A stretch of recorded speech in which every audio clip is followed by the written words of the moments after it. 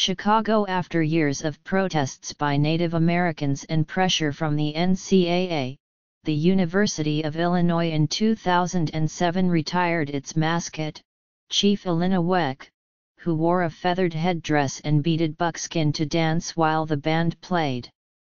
The end of the chief, a university official said at the time, was a chance to move our institution forward. Yet more than a decade later, an unofficial Chief Illiniwek still makes appearances around campus. Anti-chief protesters blocked a homecoming parade last October. And just last week, a professor opposed to the mascot was arrested at the campus basketball arena after searching in a bathroom for Chief Illiniwek. Major League Baseball announced this week that the Cleveland Indians would stop using the team's cartoonish Chief Wahoo logo on uniforms next year, but similar moves by professional teams and colleges around the country in recent years have rarely proved to be simple or absolute. Decisions to end the use of Native American imagery out of concerns about perpetuating racist and offensive stereotypes have run up against protracted battles with alumni groups and fans, who say they are attached to their team's symbols and often insist that they are intended to honor indigenous people. State legislators once tried to block the University of North Dakota from dropping its Fighting Sioux nickname during a bitter, years-long fight over the matter. At Marquette University in Milwaukee, trustees were widely mocked for trying at one point to nickname their teams the Gold in an effort to calm alumni who were demanding that an old name, the Warriors, be restored. And here in Illinois, Chief Illiniwek has retained a stealth role on campus for years, neither officially sanctioned nor altogether gone.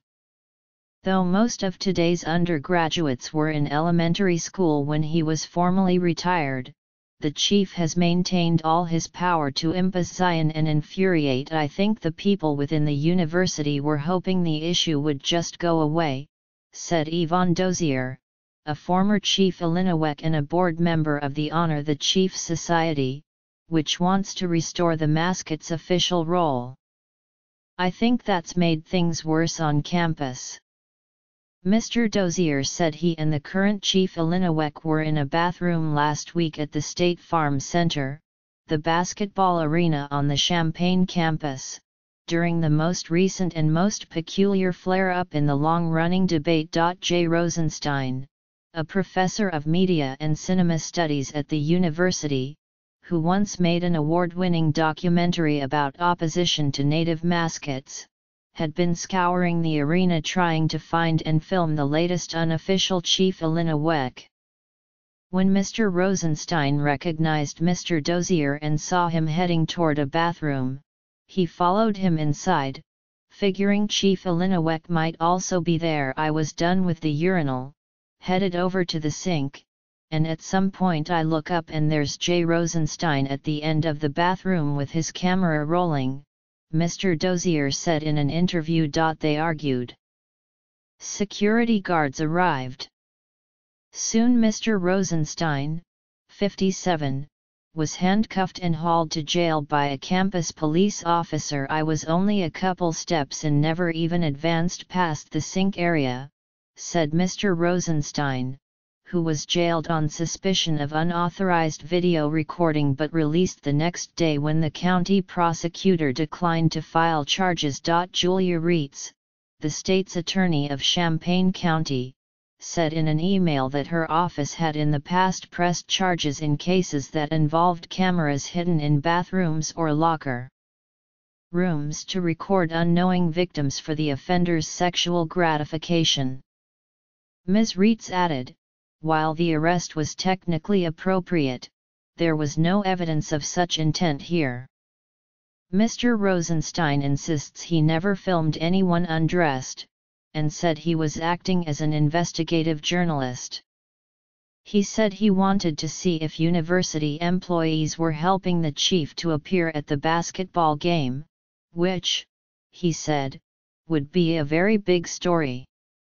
The incident has added fuel to a larger fight that seems far from over.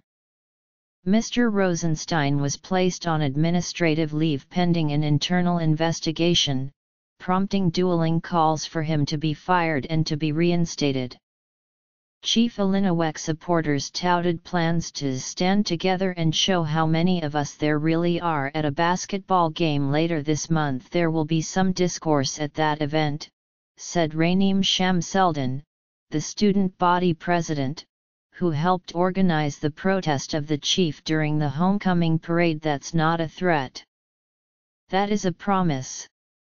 Though changing a Native American nickname or mascot almost always sets off debate, some institutions move on. At the University of Louisiana at Monroe, where sports teams known as the Indians were renamed as the Warhawks more than a decade ago, the issue long ago faded from the headlines. Lisa Miller, an administrator, said the new name was popular and that some current students might even be unaware of the old one. It's difficult for a university to have a mascot that you can't 100% embrace, Ms. Miller said. You're always being cautious about doing things that may be offensive to others. Susan Schoenharjo, a Native American activist who has sought to get such nicknames and mascots changed all over the country, said Illinois might have had more success if it had picked a replacement mascot and dropped its nickname, the Fighting Illini. Instead, there is no official mascot. The team logo, once an image of the Chiefs' face, is now an orange letter I. She said the Cleveland Indians should also have gone further by changing the team name instead of just removing Chief Wahoo from uniforms. Here in Illinois, the Chiefs' vehement opponents and steadfast defenders seem to agree on one thing: they believe the university's leaders have repeatedly failed to act decisively on Chief Illinois, making matters worse. A university spokeswoman did not respond to multiple requests for an interview with an administrator. Mr. Dozier, the former Chief Illinois, said everyone ought to be able to air their views more openly on campus. He said some people on both sides of the debate had become more passionate and more ignorant about the chief in recent years, a potentially dangerous combination, he said. Mr. Rosenstein, the suspended professor, said Chief Illinois and its history were like a bullet wound to the University of Illinois. He called for the naming of a new mascot. A bullet wound can't heal if you just put a band-aid over it, he said. You've got to go in there. You've got to dig around.